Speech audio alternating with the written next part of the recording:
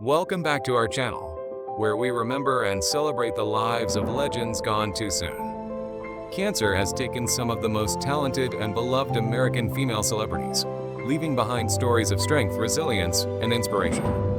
Today, we continue our tribute to these incredible women, whose legacies will forever shine in the hearts of their fans. Charlotte Dawson was a bright star in the world of television and fashion, but behind her glamorous smile was a painful struggle that ultimately led to her tragic passing. Born on April 8, 1966, in New Zealand and later making a name for herself in Australia, Charlotte was known for her work as a television personality, hosting shows like Getaway and The Contender Australia, and serving as a judge on Australia's Next Top Model. But beneath the surface, she battled severe depression, a battle she tragically lost on February 22, 2014, when she was found dead in her Woolloomooloo apartment in Sydney. In her final days, Charlotte had been under immense stress. Her home was up for auction. She was feeling unsupported in her career, and a recent interview with her ex-husband Scott Miller had reopened old wounds, reminding her of the painful past she had tried so hard to move on from. She had struggled with depression for years, even attempting suicide in 2012 after relentless cyberbullying had pushed her to the edge. It was later revealed that she had been taking a controversial black market drug, baclofen, meant to treat multiple sclerosis, but often misused for alcohol dependency. The drug had been linked to other suicides, raising questions about its effects on her fragile mental state. On the morning of February 22nd, her social media had gone silent, unusual for someone who often expressed herself online. Concerned friends reached out, but it was too late. A real estate agent found her lifeless body, and the world lost a woman who had fought so hard to stay afloat in an industry that could be cruel. Charlotte had been adopted at birth and had built a career from the ground up, starting as a model at just 16, traveling to Europe and New York before settling in Australia, where she became a staple in the fashion and television industry. Her wit, charm, and elegance made her a favorite among viewers, but fame came at a heavy price. The pressures of the entertainment world, the criticism, and the relentless online abuse took their toll. Despite her success, the loneliness and darkness of depression never left her side. Her death sent shockwaves across Australia and New Zealand, with tributes pouring in from friends, celebrities, and fans who mourned the loss of a woman who had given so much yet suffered so deeply. Charlotte Dawson was more than a television personality. She was a fighter, an advocate for mental health, and a reminder of the unseen battles so many endure. Her passing was not just a loss to the entertainment industry, but a heartbreaking wake-up call about the devastating impact of mental illness.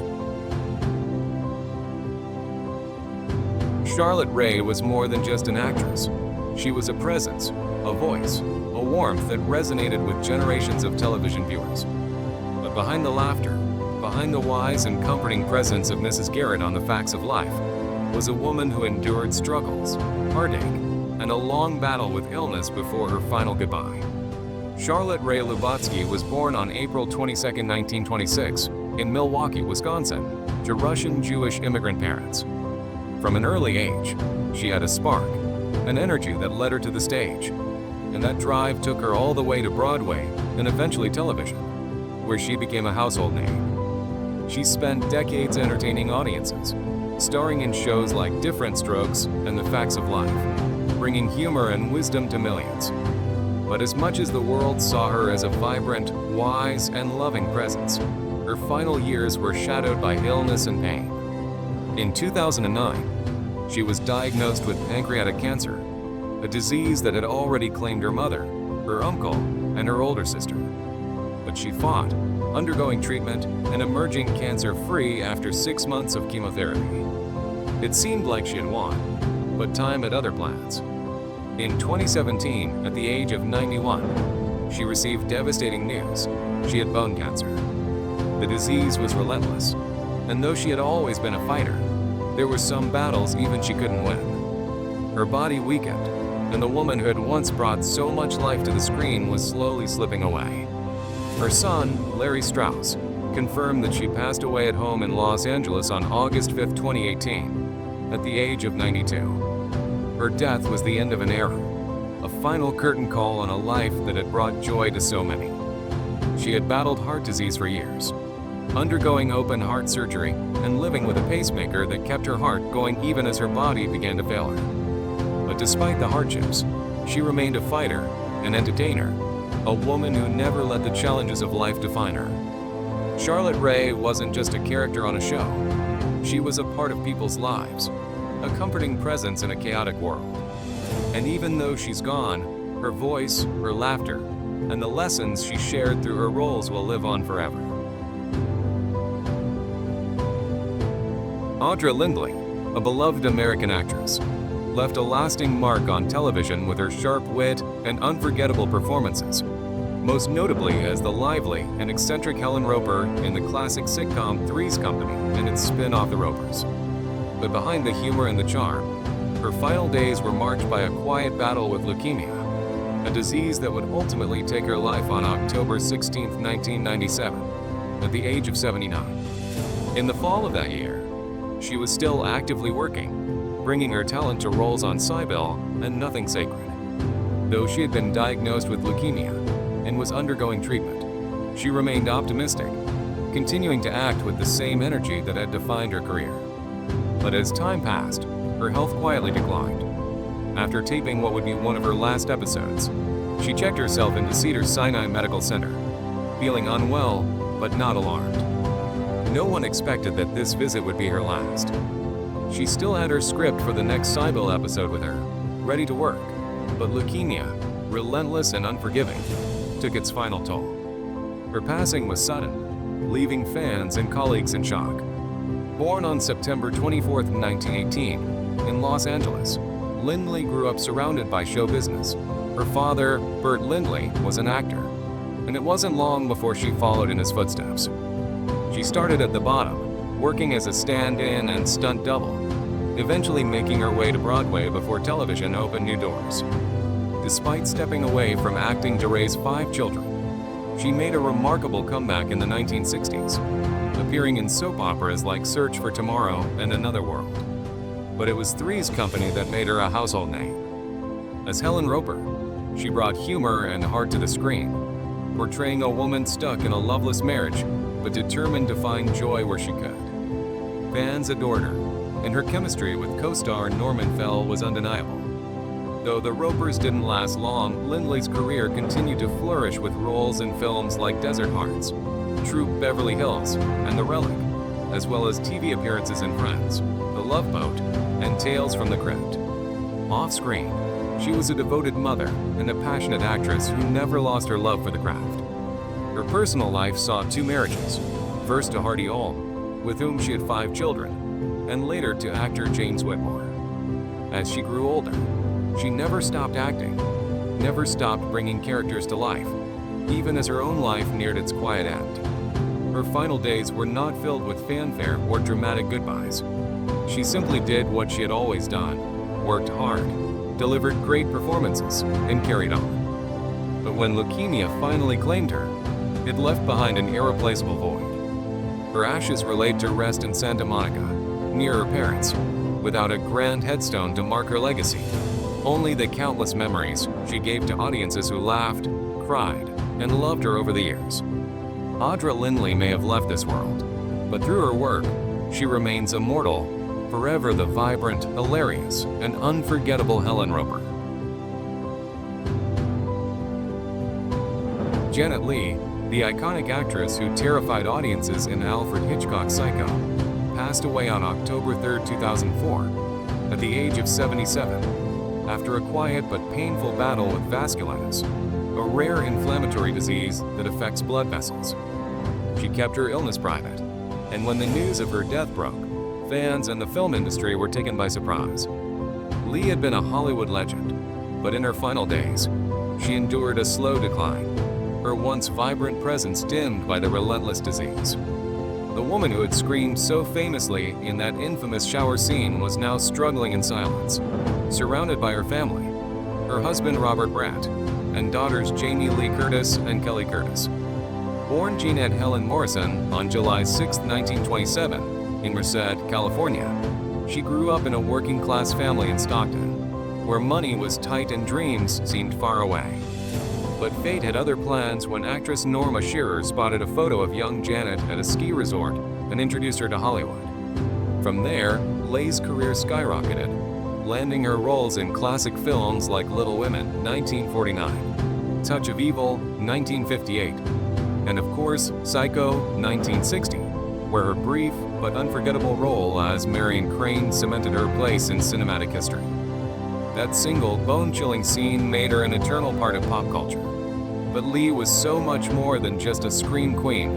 She was a dedicated actress with an impressive body of work spanning 5 decades, from Broadway to Hollywood. She married actor Tony Curtis in 1951, forming one of Hollywood's most glamorous couples, but their marriage ended in 1962. Despite her fame, Leigh lived a relatively private life in her later years, writing books and making occasional appearances, often alongside her daughter, Jamie Lee Curtis, who carried on her mother's legacy in horror films. But behind the scenes, her health was deteriorating. Vasculitis, a cruel and unforgiving condition, gradually weakened her, making every movement a struggle. It was a slow, painful decline that robbed her of the energy she once exuded on screen. She passed away at home in Beverly Hills, leaving behind a legacy of unforgettable performances, a star on the Hollywood Walk of Fame, and an impact on the film industry that will never fade. Even in death, Janet Leigh remains immortal through her work, her family, and the spine-chilling legacy of Psycho, a film where she screamed for her life, never knowing how deeply that moment would echo through generations. Carol Channing, a name that once lit up Broadway with her unmistakable voice and boundless energy, passed away on January 15, 2019, at the age of 97, just shy of her 98th birthday. She died of natural causes in her Rancho Mirage, California, home, bringing an end to a life that had dazzled audiences for nearly a century. Her final days were quiet, far removed from the spotlights that had followed her for so long, as age had slowed the once sparkling performer. Though she had long stepped away from the stage, her legacy remained intact, her name forever tied to the roles she made iconic, especially Dolly Levi in Hello, Dolly, and Lorelei Lee in Gentlemen Prefer Blondes. As her health declined, those closest to her knew the inevitable was coming, yet it didn't make the loss any easier. When news of her passing broke, Broadway dimmed its lights in her honor, a fitting tribute to a woman who had dedicated her entire existence to entertainment. Born on January 31, 1921, in Seattle, she was raised in San Francisco, where her love for performing blossomed early. A chance encounter with Ethel Waters in childhood ignited a fire within her, and from then on, she knew the stage was where she belonged. With her distinctive voice, radiant smile, and larger-than-life presence, she became one of Broadway's most beloved figures, winning a Tony Award for Hello, Dolly, and earning an Academy Award nomination for Thoroughly Modern Millie. She solidified her place in entertainment history. But despite the accolades, Channing's personal life was often complicated. Married 4 times, she finally found lasting happiness with her childhood sweetheart, Harry Collegian, whom she married later in life. Known for her eccentricities, including a strict organic diet and an aversion to restaurant food, she remained a unique presence both on and off the stage. A survivor of ovarian cancer, she lived well into her 90s, outlasting many of her contemporaries. Yet even legends cannot escape time. When she took her final bow, tributes poured in from across the world, with fans and colleagues alike mourning the loss of a true original. She wasn't just an actress. She was a symbol of Broadway itself, a performer whose infectious joy and unwavering commitment to her craft made her unforgettable. Though she is gone, her voice, her laughter, and the sparkle she brought to every stage will never truly fade. Suzanne Whang was a force of nature, a woman of remarkable talent, resilience, and humor. Best known for her warm and welcoming presence as the host of HGTV's House Hunters. Yet behind the camera, she carried a battle few could truly understand. Born on September 28, 1962, in Arlington, Virginia, to Korean parents, she was not only a television host but also an actress, comedian, author, producer, and activist who fought passionately for her beliefs. But her journey took a heartbreaking turn when she was diagnosed with breast cancer in 2006, a disease that would come to define her final years in both struggle and triumph. Suzanne faced her illness with the same sharp wit and unbreakable spirit that made her beloved by so many. She refused to let cancer define her, turning her fight into material for her stand-up routines, bringing humor to even the darkest of times, and proving that laughter was one of the most powerful weapons she had. For years, she defied the odds, living cancer-free for 7 years before the disease returned aggressively in October 2018. She refused to let it silence her, continuing to perform, write, and inspire others with her unfiltered honesty. But as time passed, her condition worsened, and the battle grew more exhausting. In her final days, she was at home in Los Angeles, surrounded by love, with her partner Jeff Zane by her side. On the evening of September 17, 2019, at 7:20 p.m., Suzanne took her last breath as Jeff knelt beside her, holding her, whispering words of love and comfort. After 13 years of courageously fighting, her body gave in, but not her spirit. She was just 11 days shy of her 57th birthday. The entertainment world mourned deeply, remembering not just her achievements on television, but the light she brought into people's lives. Suzanne was more than just the voice and face of House Hunters. She was a trailblazer, an advocate, a fighter who took adversity and transformed it into something beautiful. Her ability to make people laugh while navigating personal pain was a testament to her strength. She had once joked about naming her tumor Felicia, bringing humor to something so harrowing, and it was this very attitude that made her an inspiration. Beyond the cameras, she had earned degrees in psychology from Yale and Brown University before turning her love of storytelling into a career that spanned decades, appearing on shows like Las Vegas, General Hospital, and Arrested Development. Her presence was magnetic, her performances unforgettable, her voice one that could instantly make people feel at home. The world lost a true gem that night, but the legacy she left behind, her laughter, her bravery, her undeniable spirit, will live on forever. Florence Henderson, the beloved actress and singer who brought warmth and charm to American television for decades, passed away on November 24, 2016, at the age of 82 due to heart failure. Just days before, she had been in high spirits, supporting her longtime friend and on-screen daughter Maureen McCormick at a taping of Dancing with the Stars, making her sudden death an overwhelming shock to those who knew and loved her. She was rushed to Cedars-Sinai Medical Center in Los Angeles, where she passed away surrounded by family and friends, leaving behind a legacy that touched millions. Born on February 14, 1934, in the small town of Dale, Indiana, she was the youngest of 10 children raised during the harsh years of the Great Depression. Her mother recognized her talent early, teaching her to sing by the age of 2. And by the time she was a young girl, she was already performing in local grocery stores, her voice a rare beacon of hope in difficult times. Determined to turn her passion into a career, she moved to New York City and attended the American Academy of Dramatic Arts, which set the stage for a career spanning more than 60 years. She dazzled on Broadway, starring in musicals like Oklahoma, and Fanny before finding her way into television, where she would become a household name. But it was her role as Carol Brady on The Brady Bunch that made her an icon, embodying the perfect television mom with warmth, humor, and an unwavering sense of optimism. The show ran from 1969 to 1974, and while it wasn't a huge hit during its initial run, it later became one of the most beloved family sitcoms of all time, cementing Florence Henderson's place in television history.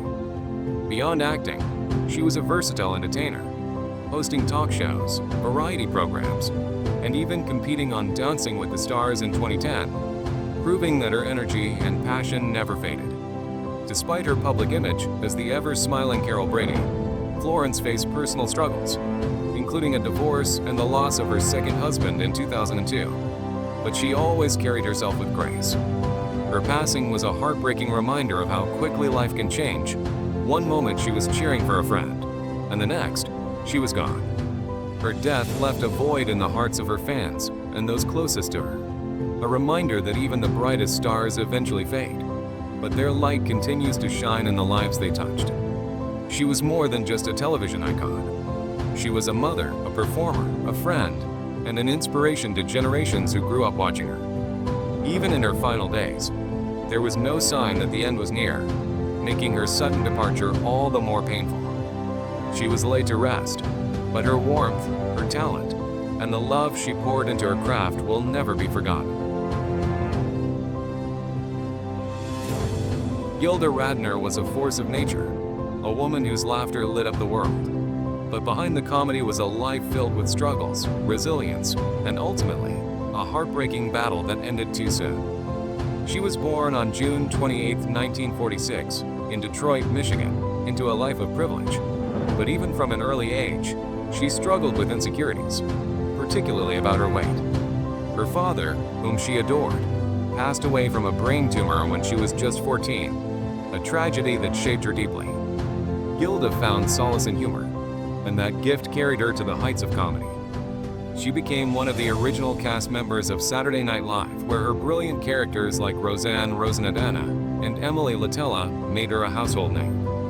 Her talent earned her an Emmy, her charm won over audiences, and her warmth made her beloved by all who knew her. But behind the scenes, Gilda was battling demons, eating disorders, failed relationships, and an aching need to be loved.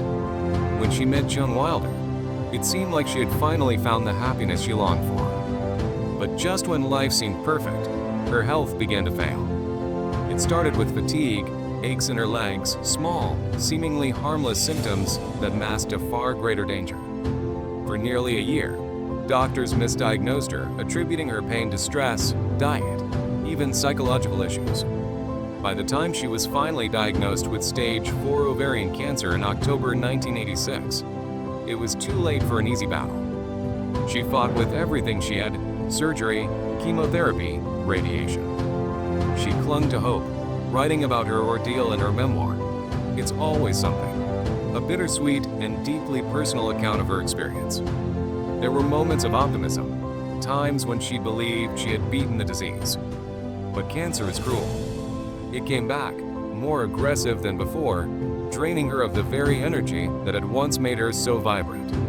By 1989, her condition deteriorated rapidly. On May 17th, she entered Cedars-Sinai Medical Center for a CT scan, but a sedative sent her into a coma from which she never woke up. Joan Wilder never left her side, holding her hand as she slipped away on May 20th, 1989. She was just 42 years old.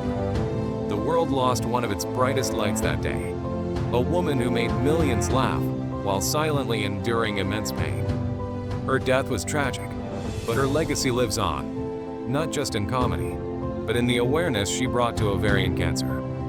Joan Wilder made sure of that, founding organizations and spreading awareness so that no other woman would have to suffer the same fate. Gilda Radner's life was a blend of joy and sorrow, of laughter and tears, but above all, it was a life that mattered. She was more than a comedian. She was a beacon of light, a reminder that even in the darkest times, humor can be a powerful weapon.